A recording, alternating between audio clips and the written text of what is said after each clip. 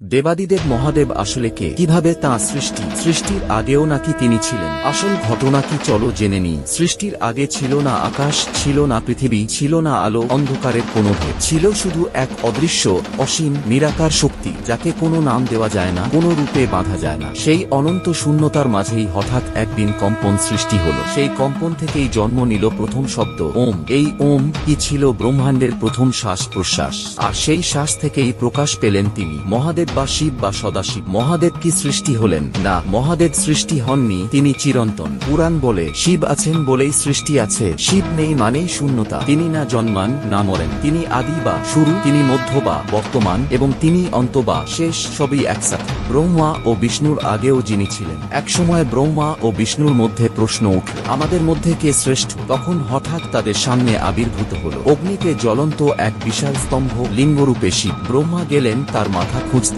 বিষ্ণু গেলেন তার শেষ খুঁজতে। হাজার হাজার বছর খুঁজে কেউ তার শুরু বা শেষ খুঁজে পেলেন না। তখন সেই অগ্নিস্তম্ভ ভেঙে বেরিয়ে এলেন মহাদেব। তিনি বললেন, আমি শুরু নই ও শেষ নই, আমি সেই সত্য যাকে খুঁজে পাওয়া যায় না, শুধু অনুভব করা যায়। সেদিন থেকেই শিব পরিচিত হলেন অনন্ত, অজেয়, সর্বশক্তিমান রূপে। কেন তিনি ধ্বংসের দেবতা? অনেকে ভাবে শিব মানেই ধ্বংস, কিন্তু সত্যতা আলাদা। শিব ধ্বংস করেন না, শিব পরিবর্তন করেন। যেমন পুরনো গাছ না কাটলে নতুন গাছ জন্মায় না, পুরনো অহংকার না ভাঙলে সত্যের জন্ম হয় না। এই জন্যই তিনি সংহারক, কিন্তু অকল্যাণকারী নন। তপস্যায় মহাদেব থাকেন কৈলাসে, বরফে ঢাকা পাহাড়ে ধ্যানে নিমগ্ন। কেন? কারণ তিনি দেখান সত্যিকারের শক্তি বাহ্যিক ঐশ্বর্যে নয়, বরং আত্মসংযমে। তার কাছে রাজা ও ভিখারির মধ্যে পার্থক্য নেই। এক গ্লাস জল, একটি বেলপাতা, একটু ভক্তি, এতেই তিনি প্রসন্ন। এই জন্যই তিনি ভোলেনাথ। তিনি ঈশ্বর নন শুধু, তিনি চেতনা। শেষ কথা, যখন পৃথিবী থাকবে না, যখন সময় থেমে যাবে, তখনও থাকবেন তিনি। শিব আছেন মানেই আশা আছে,